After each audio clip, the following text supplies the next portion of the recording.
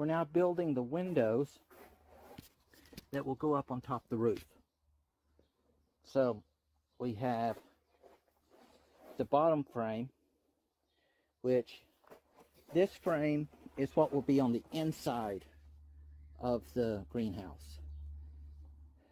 The outer frame, which is the frame that will connect the two so I can keep the plastic secured.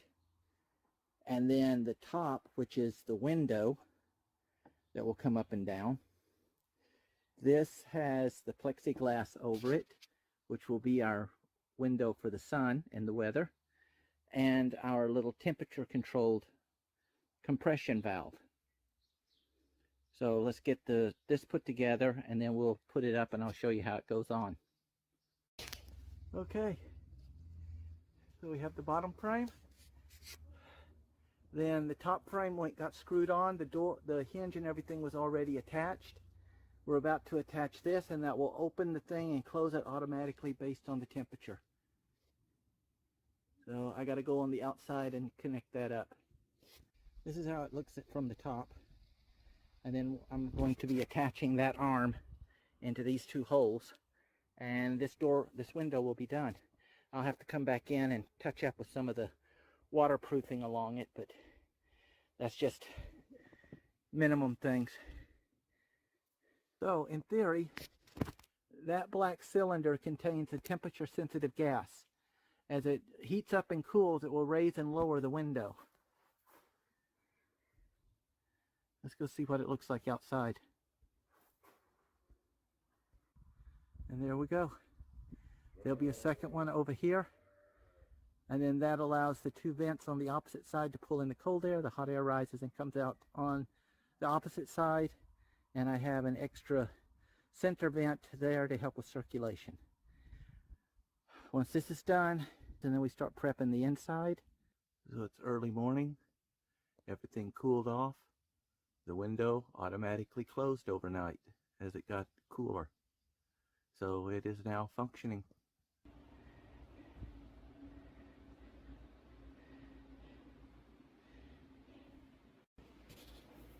Alright, the base is in for what's going to be the pond. I've just got to finish leveling this gravel out, remove any gravel that I don't need, go back to the gravel pile, clean it up, and then I can start putting the tank together and positioning it. From that, then I will have to set up the rest of the aqua system, and I'm still waiting on the parts to come in to put in the additional windows.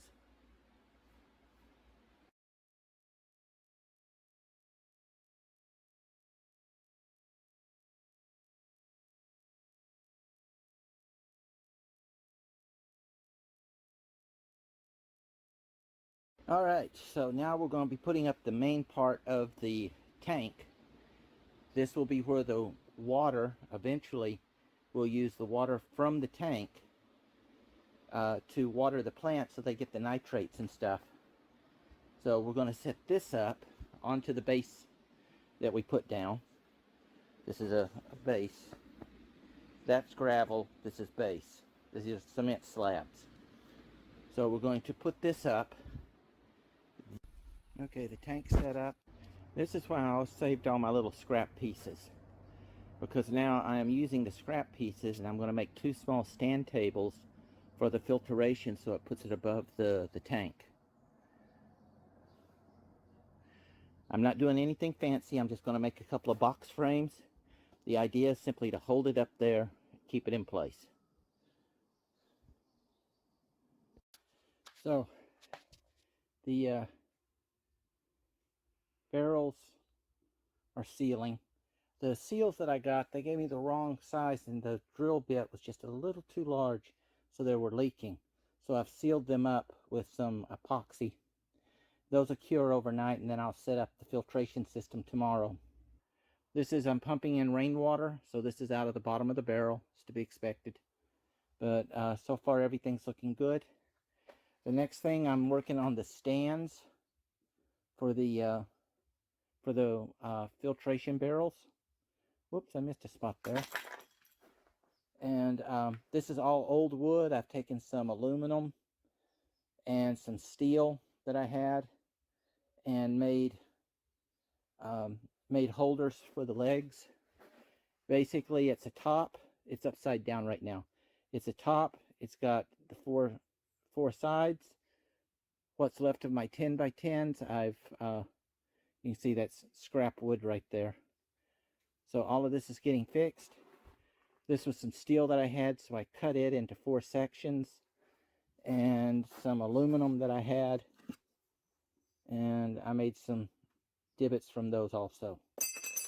Hey, money's money, okay? So right now I'm waterproofing these so they can dry, and they'll be ready for the barrels tomorrow. And this is why you want to fill it and let it sit for a day or two. I have spent more time repairing micro leaks in this thing than I did putting it up. Some of it is because of bad gluing. Some of it is because they didn't get enough waterproofing on it when they made it. It's little micro leaks. They're little beads that appear after about a day or two. And you've really got to go through before you put anything in, just in case for some reason you have to take and drain this. You don't want to put everything in and then find micro leaks. Normally your micro leaks will be along the seams where they put it together, and along the edge of the bottom where they make the bottom part. The bottom is one solid piece, I do believe anyway. So that should not have any leaks in it. And if it does, there's nothing I can do about it because it's underneath and I won't see it until much, much later. But I think I've got most of the micro leaks now fixed. The meshing for the windows for the birds is now up, so the bees can come in and out, but the birds cannot get in here. And let's move on. Okay, the tables are up, they're level. This leaves me space underneath to put hoses or boxes of parts that I might need, repair kit, that kind of thing. Okay, pump brings it in. That's a drainage on each of those. As it fills, it goes through the filtering. Then it comes back, goes back to the bottom again.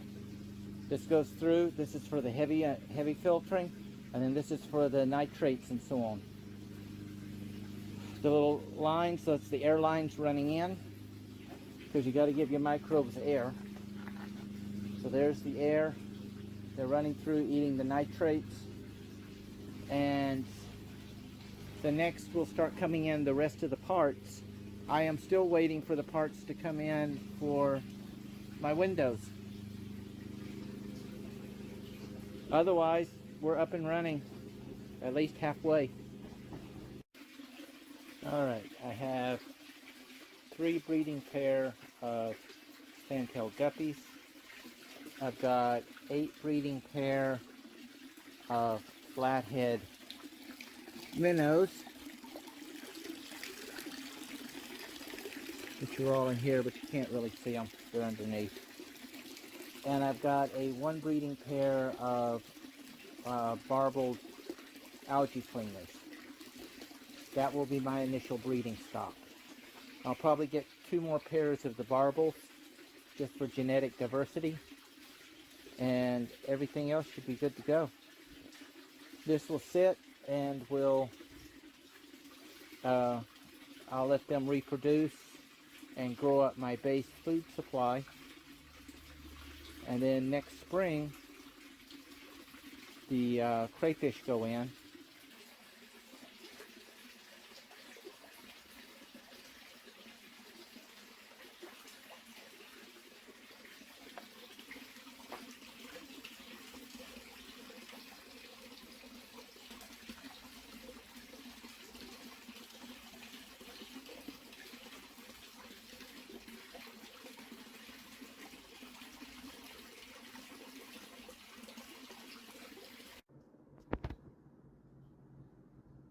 Shelves, the work table, All of that's now set up. We've got the shelves over here set up. I'm just waiting on the part still to put in those 2 windows, and then I can start stocking it with plants. This is a cat door. It opens both ways. I'm going to put a handle on each side so I can do that. It acts as ventilation, but mainly it's there to bring in the hoses from the rainwater to pump into here as I use it on the plants.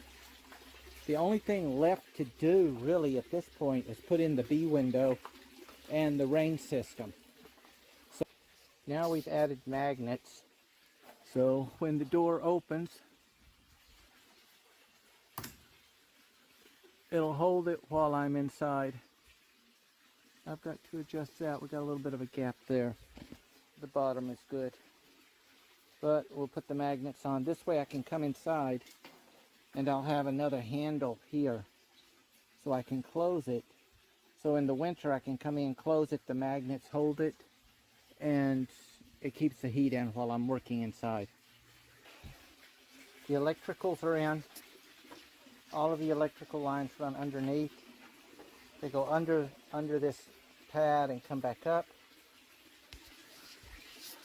Up here I have, this goes for the outside pump. That's for the pool pump. That's for the air. That runs all the way back and across.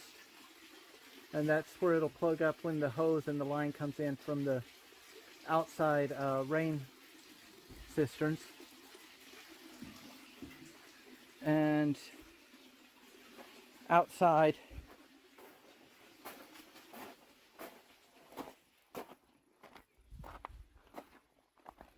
this runs under and will run up. So now that the gutters are in, I can set up the temporary electrical line. That keeps it up off the ground and away from everything. And that runs back into there and over to the connector for the pump for that sump. And that'll do until the house gets put in and I get a permanent junction box put in here.